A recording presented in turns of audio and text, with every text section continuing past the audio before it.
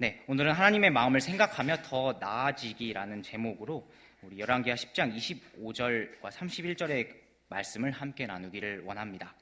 네, 방금 읽으신 대로 예후라는 사람의 삶과 그의 행적, 그리고 그 이후에 그 예후에 대한 하나님의 평가가 오늘 말씀에 소개됩니다.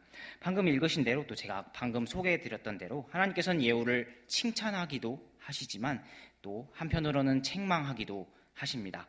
이것을 생각하며 하나님께서 이 말씀을 통해 우리에게 주시는 영적인 원리들을 함께 나누어 보기를 원합니다.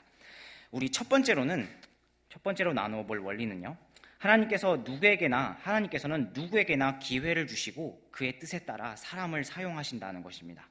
하나님께서는 누구에게나 기회를 주시고 그의 뜻에 따라 사람을 사용하신다는 것입니다.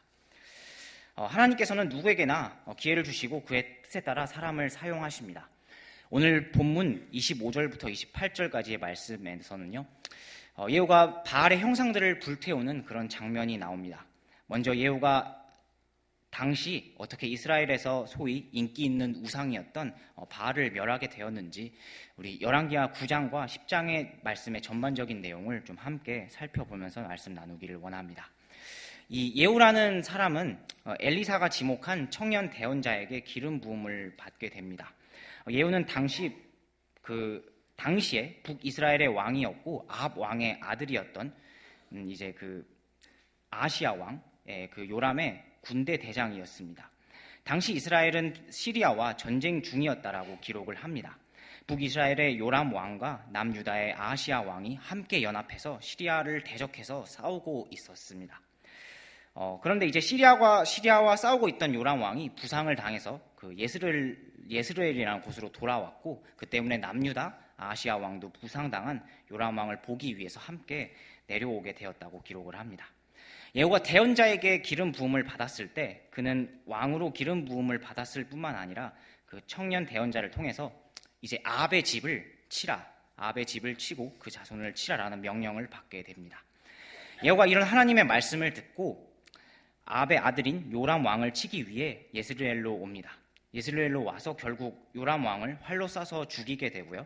요람 왕을 보기 위해 내려왔던 남유다 왕 야시아는 이제 그 예스르엘에서 간신히 도망치지만 예후에게 계속 이제 아시아 왕이 계속 쫓기다가 결국 무기또라는 곳에서 그것도 죽게 됩니다. 예후는 이어서 또한 요람 왕의 어머니였으며 이스라엘의 바알 우상과 아세라 우상을 세워서 그 북이스라엘과 남유다에 강력하고 악한 영향력을 행사했던 어머니 이세벨까지 죽이는 데 성공합니다. 이렇게 이세벨까지 죽이는 데 성공한 예후는 당시 남아있던 아합의 많은 가족들을 또 그에게 집에 속한 사람들을 다 죽이는 데 이제 성공을 합니다. 당시 사마리아에서 바알 숭배자들을 교묘히 속여 죽이는 데 또까지 성공을 합니다. 오늘 우리가 함께 읽은 이 본문 25절과 28절 말씀이 그 말씀인데요. 이렇게 예후는 기름 부음을 받고 이세벨이 이스라엘에 들여왔던 바알 숭배를 철저하게 멸하고 그에 앞장섰던 북이스라엘과 남유다 왕을 죽이는 데 성공합니다. 하나님께서 예후를 기름 부으셔서 왕으로 삼으시고 그가 바알 우상 숭배자들을 모두 다 멸할 수 있도록 이렇게 인도해 주셨습니다. 하나님께서 예후라는 사람을 사용해 주셔서요, 결국 바알 우상 숭배를 진멸하셨습니다. 하나님께서 예후에게 우상을 멸할 기회를 또 주시고 또 이에 반응해서 예후 또한 열심을 내서 바알 우상과 그 우상 숭배자를 멸하는 데 최선을 다한 것을 보게 됩니다. 하나님께서는 누구에게나 기회를 허락해 주십니다. 또한 어떤 사람이든지 그분에 따라 그 사람을 사용하실 수 있으십니다. 하나님께서는 누구에게나 기회를 허락해 주십니다. 누구든지 그 사람이 어떤 상태이든지 간에 하나님 앞에 나아올 기회를 허락해 주십니다. 예수 그리스도의 복음을 통해 누구든지 그를 믿기만 하면 우리가 어떤 상태에 있든지 간에 믿는 사람을 구원해 주신다는 것을 우리가 잘 알고 있습니다. 우리가 과거에 어떤 삶을 살았든지 간에 그에게 믿을 기회를 허락해 주셨다. 우리에게 믿을 기회를 허락해 주셨다는 것을 우리가 잘 알고 있습니다. 그리고 믿고 난 뒤에 우리가 좀 더 하나님의 마음에 맞게 그렇게 살 수 있도록 인도해 주십니다.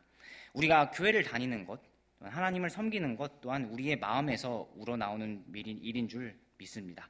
자원하면서 그것이 나오는 일인 줄 믿습니다. 하나님께서 나를 구원해 주신 그 희생의 사랑 때문에 우리가 하나님을 섬기고 그분을 위해 일한다라는 것입니다. 그렇습니다. 예수님을 믿고 거듭난 우리는 그래서 우리가 베드로전서에도 나와 있다시피 왕가의 제사장입니다. 이 왕가의 제사장이라는 말을 조금 더 생각해 보기를 원하는데요. 왕가의 제사장이라는 말은 전에는 믿기 전에는 그렇지 않았지만 거듭난 뒤에 왕이신 하나님과 한 가족이 되었을 뿐만 아니라 이제 우리가 제사장으로서 그분께 나아갈 수 있는 특권을 얻었다는 것입니다. 우리의 신분이 완전히 바뀌어서 왕가의 제사장으로 하나님께 나아갈 수 있는 특권을 얻었습니다. 말씀과 기도로 그분께 나아갈 수 있는 특권 또한 얻었습니다. 뿐만 아니라 하나님께서 세우신 교회의 한 지체가 될 수 있는 또 특권을 얻었습니다. 우리가 침례에 순종해서 한 교회에 속해서 지체가 될 수 있는 그런 특권 또한 얻었습니다. 그렇게 한 교회의 지체가 되어서 우리 큰빛 교회의 지체가 되어서 하나님 앞에 지금 이와 같이 하나님 앞에 예배를 드릴 수 있는 특권 또한 얻었습니다. 그리고 한 교회에서 같은 믿음을 가진 형제 자매들과 함께 교제할 수 있는 그런 특권 또한 얻었습니다. 또한 하나님께서 정말 세우신 한 교회가 지체가 되어서 또 하나님을 섬길 수 있는 특권 또한 얻었습니다. 그리고 또한 무엇보다 중요한 것은 다른 사람을 정말 믿지 않는 사람들을 하나님께로 인도할 수 있는 그런 능력과 특권 또한 우리에게 주어졌습니다. 아직 예수 그리스도를 모르는 사람들에게 하나님이 어떤 분이신지, 예수 그리스도가 어떤 분이신지 알릴 수 있는 특권이 우리에게 주어진 줄 믿습니다. 네, 구약시대 제사장들고 이 백성과 하나님 사이를 중보하고 또 하나님께 헌물을 드리고 또 성막 혹은 성전에서 하나님을 섬기는 등의 일을 하는 특권을 얻었습니다. 또 때로는 하나님의 말씀을 받아 백성들에게 전달하는 일을 하기도 하였습니다. 우리가 잘 알다시피 그것은 아무 백성들이나 할 수 없는 일이었고 하나님께서 특별히 구별하신 아론의 후손이면서 다른 결점이 없는 그런 사람만이 제사장이 될 수 있었다라는 것을 우리가 말씀을 통해 확인해 볼 수 있습니다. 그래서 그들에게 이런 특권이 주어진 줄 우리가 알 수 있습니다. 하지만 이제 신약 시대가 된 이후에는 예수님께서 정말 부활하신 이후에는 예수님을 믿게 된 우리가 이런 특권을 얻게 된 줄 믿습니다. 그래서 방금 말씀드린 많은 특권들을 누릴 수가 있습니다. 이것은 믿지 않는 사람들은 참 알 수가 없는 특권일 것입니다. 그 속에 예수님이 있지 않은 사람들은 도저히 알 수가 없는 특권일 것입니다. 우리가 왕가의 제사장이라는 그런 신분과 이에 따른 특권이 있다라는 것을 분명히 기억하기를 간절히 바랍니다. 제가 이제 이 청년 때 저는 사실 이 고백을 하면은 제가 청년 때 이 2007년부터 2016년까지 이 선거를 제가 청년 시절이었는데 선거를 단 한 번도 한 적이 없습니다. 제가 고등학교 때 정치를 공부하면서 그런 것을 좀 좋아하지 않았기도 때문이기도 하고 교회에서 오니까는 이제 이 정교 분리라는 말을 듣고 정교 분리를 믿는다라는 말을 듣고 정교 분리를 믿는구나. 나는 그래서 참 정치에 자유할 수 있겠구나 라는 생각을 가지고 2016년까지 거의 단 한 번도 거의 선거를 참여하지 않았습니다. 선거날은 거의 저에게 노는 날과 같았는데요. 근데 이제 2017년에 이제 좀 시국도 조금 그렇고 또 당시에 이제 제가 신학교 3학년이었는데 우리 담임 목사님께서 와서 강의를 해주셨는데 그 강의를 이제 통해서 강의를 듣고 선거를 하는 게 맞구나. 선거의 권리를 행하는 것이 맞구나를 이제 절감하고 이제 선거권을 행할 수 있게 되는데요. 마찬가지입니다. 이 선거를 행할 수 있는 그것 또한 우리에게 주어진 권리잖아요. 제가 이제 물론 저는 과거에 참 싫어했지만 그것 또한 권리였는데요.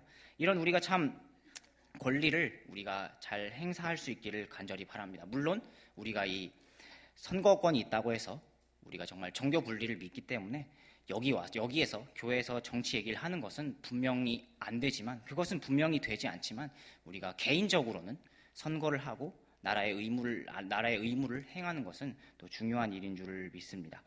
어떻게 보면 그래서 이런 예와 같이 하나님께서 우리에게는 얼마든지 기회를 주시고 우리가 특권을 누리기를 원하십니다. 제가 앞서서 이야기했던 것처럼 왕가의 제사장으로서 얼마든지 특권을 우리가 누릴 수 있는데 그것이 때로는 특권이 아니라 우리에게 의무처럼 다가오게 된다면 어떻게 될까요? 참 믿음 생활이 힘들어질 것 같습니다. 사랑하는 큰빛 성도 여러분, 우리에게 얼마든지 그런 기회를 제공해 주시고 하나님의 일을 할 수 있는 특권을 주신 하나님을 우리가 기뻐하기를 원합니다. 이런 특권을, 이런 권리를, 정말 엄청난 특권을 우리가 의무처럼 오해하지 않기를 간절히 바랍니다. 하나님과 함께 우리가 믿음 생활을 하면서 함께 즐긴다, 하나님과 함께 논다라고 좀 생각하기를 바랍니다. 그렇게 하나님과 함께 정말 즐기다 보면 우리가 자연스럽게 하나님과의 관계가 가까워질 수 있을 것입니다. 또한 그분을 섬기는 일에 더 열심히 내고 더 동참할 수 있을 것입니다. 오늘 본문을 통해서 하나님께서 이 예후라는 사람을 사용하셨던 것처럼 우리가 어떤 상태에 있든지 간에, 우리가 강하든지 약하든지 간에 우리를 그분의 뜻에 맞게 쓰실 수 있다는 사실을 기억하기를 바랍니다. 하지만 이렇게 예후가 하나님의 말씀에 따라서 우상을 철저히 진멸하는 일을 하였는데요. 하지만 이제 본문 오늘 29절과 31절에서는 이렇게 말씀을 하십니다. 우리 29절과 31절 말씀을 우리 같이 한번 읽어보도록 하겠습니다. 29절과 31절 말씀을 같이 한번 읽어보겠습니다. 네, 읽어보겠습니다. 시작. 그러나 예후가 이스라엘로 하여금 죄를 짓게 한 느밧의 아들 여로보암의 죄들 곧 베델과 단에 있던 금송아지들을 따르는 죄들에서는 떠나지 아니하였더라. 그러나 예후가 주의를 기울여 자기의 마음을 다해 주 이스라엘의 하나님의 율법 안에서 걸으려 하지 아니하였으니 그가 이스라엘로 하여금 죄를 짓게 한 여로보암의 죄들에서 떠나지 아니하였더라. 아멘. 네, 안타깝게도 왕이 된 예후는 바알은 면하지 않았으나 여로보암의 죄들에서는 떠나지 않았다라고 말씀을, 바알은 멸하였지만 여로보암의 죄들에서는 떠나지 않았다라고 말씀을 하십니다. 그리고 아합의 집에 행한 것은 잘 행하였으나 예후가 주의를 기울이지 않았다라고 하십니다. 말씀에 더 주의를 기울이지 않았을 뿐 아니라 더 이상은 하나님의 율법 안에서 걸으려 하지 않았다라고 말씀을 하십니다. 제가 말씀을 읽으면서 참 궁금했던 점이, 참 의문이 들었던 점이 참 이 점이었습니다. 왜 예후는 바알을 참 진멸하는데 이렇게 참 열심을 내고 앞장서고 그 숭배자들을 완전히 멸했음에도 불구하고 더 이상 앞으로 나가지 못했는지에 대해서입니다. 앞서 처음에도 말씀드렸지만 그래서 이 부분이 가장 궁금했고 그래서 이 말씀을 더 묵상해 보았는데요. 그래서 그것을 통해서 이어서 정말 제가 생각해 보았던 것을 두 가지를 더 나누어 보기를 원합니다. 그래서 우리가 함께 나누어 볼 두 번째 원리는요. 하나님께서 우리를 세워주신 목적을 기억하며 우리가 나아가기를 원한다는 것입니다. 두 번째는 하나님께서 우리를 세워주신 목적을 기억하며 나아가기를 원한다라는 것입니다. 예후가 바알 숭배자들을 이렇게 다 죽이고도 이렇게 우리가 방금 읽은 29절 31절 말씀처럼요. 하나님께 부정적인 평가를 받을 수밖에 없었던 이유는 하나님께서 자신을 세워주신 진짜 목적을 잊어버렸기 때문일 것입니다. 아니 어쩌면 예후는 하나님께서 자신을 세워주신 그런 목적을 생각조차 하지 않은 것 같습니다. 하나님께서는 당시 이스라엘에 이제 퍼져 있던 우상 숭배, 바알 숭배를 완전히 없애기를 원하셨습니다. 그런데 그것이 끝이 아니라 이제 이스라엘 백성들이 바알 숭배를 없애고 우상을 완전히 없애고 온전하게 하나님께 허물을 드리고 온전하게 다시 하나님께 드리는 예배를 회복하기를 원하셨습니다. 비록 예후 왕에 의해서 바알 숭배는 완전히 사라졌지만 아직 이스라엘에 특별히 이제 북이스라엘의 수도였던 사마리아에는 잘못된 예배 방식이 남아 있었습니다. 그것이 이제 오늘 본문 29절에서 말하는 여로보암의 죄인데요. 여로보암은 이제 북이스라엘의 첫 번째 왕이었는데 이제 그가 예루살렘을 떠나 자신을 따르던 10개의 지파를 모아서 나라를 세웠습니다. 그가 이렇게 세겜이라는 곳을 중심으로 자신을 따르던 사람들을 모아서 나라를 세운 것이 결국 북이스라엘 남유다로 이렇게 분열을 일으켰습니다. 이렇게 분열이 시작되었을 뿐만 아니라 여로보암은 이스라엘 사람들이 남왕국에 위치한 예루살렘 성전으로 마음이 쏠리는 것을 경계했습니다. 경계해서 단과 베델에 그것을 너무 경계해서 이제 단과 베델에 금송아지를 세워서 사람들이 예루살렘에 가지 않게끔 합니다. 그곳에서 헌물을 드리고 제사를 드리지 못하게, 예배를 드리지 못하게 막습니다.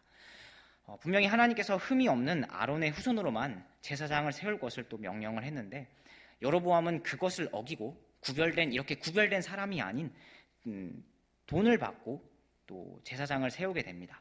또 그리고 정해진 어떤 절기 또한, 장막절 같은 절기 또한 마음대로 변경했다고 성경 말씀은 기록을 합니다.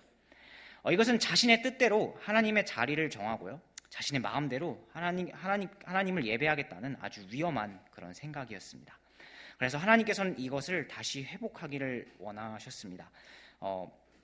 바알 우상을 완전히 이제 없앨 뿐 아니라 다시 이스라엘 백성들이 정해진 장소에서 하나님께서 정하신 그 사람으로 정해진 또 시간대로, 정해진 정확한 시간대로 하나님 앞에 예배를 드리고 또 헌물을 드리기를 원했습니다. 그런데 안타깝게도 예후는 그것을 다시 회복하지 않았습니다.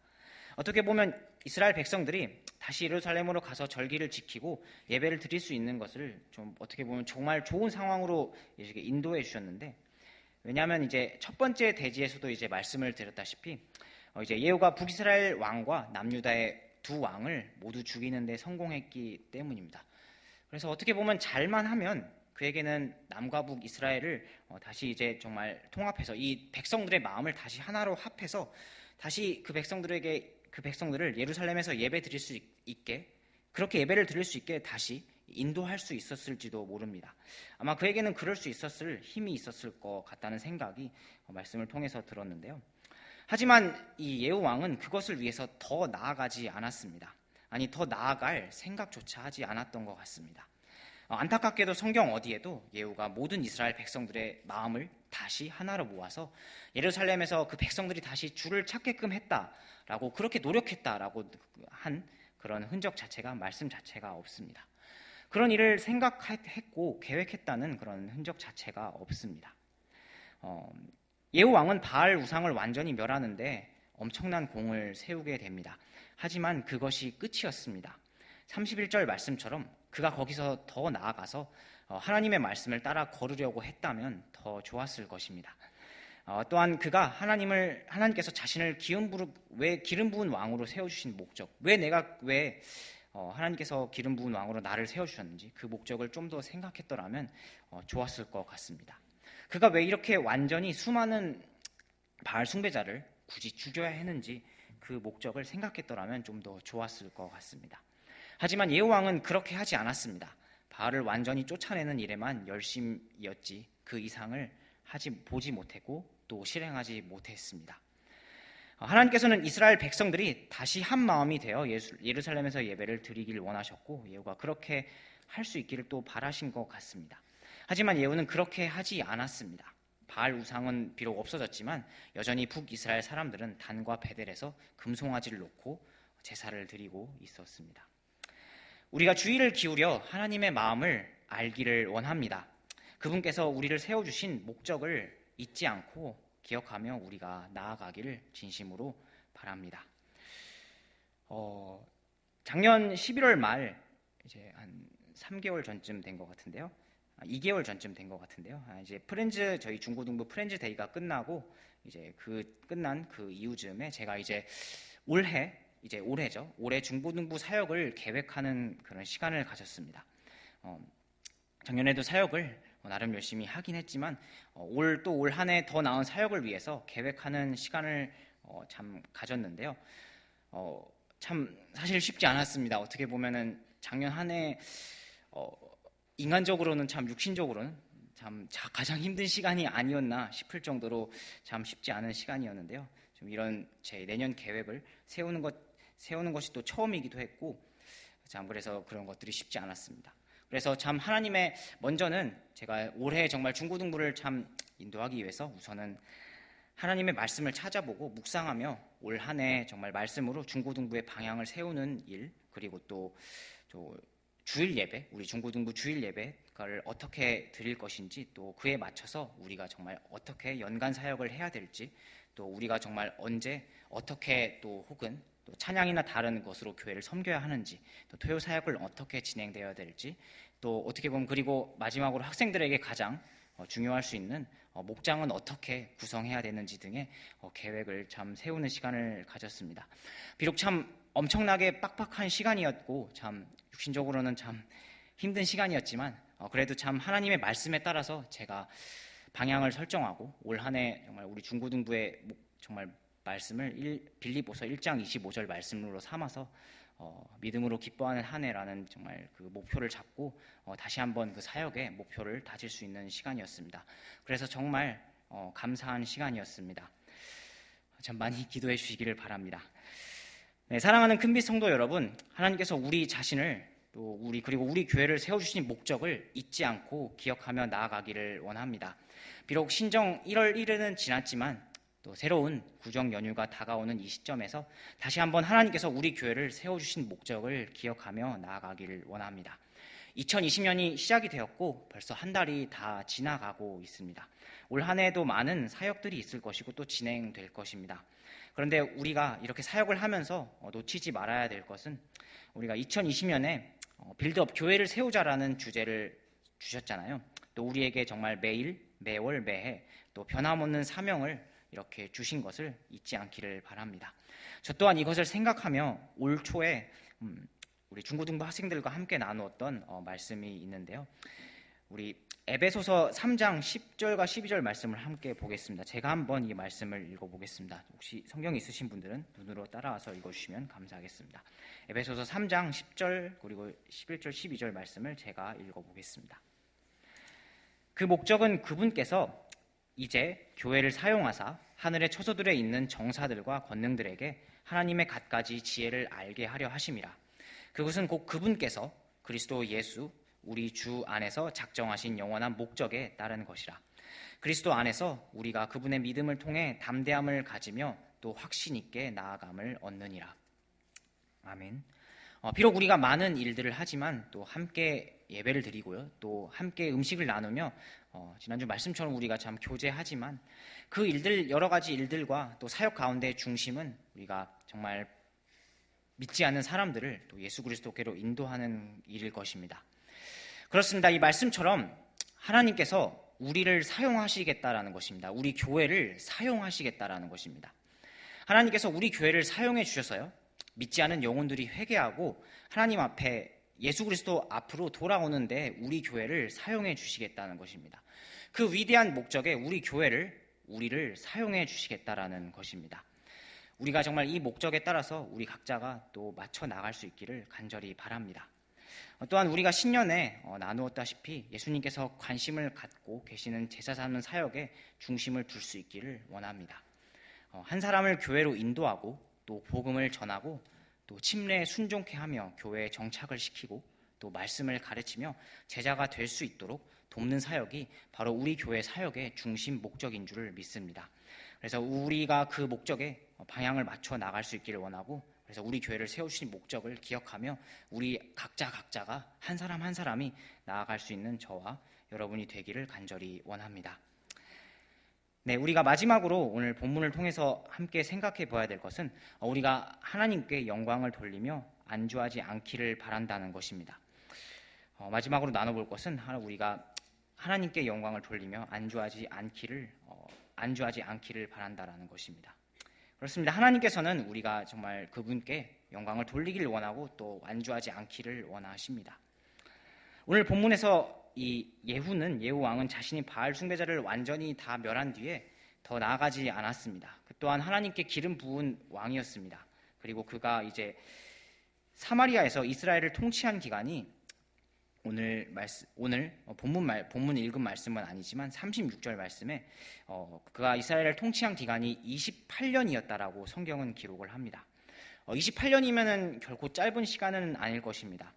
그런데 그는 바알 숭배자들을 완전히 죽인 일 이외에는 하나님을 위해서 특별히 다른 일은 모르겠지만 하나님을 위해서는 아무것도 한 일이 없는 것 같습니다. 오늘 본문 뒤에 말씀에 보면 동쪽에서 시리아 왕 하사엘이 온 지역을 쳐서 공격받았다라는 기록밖에는 없습니다.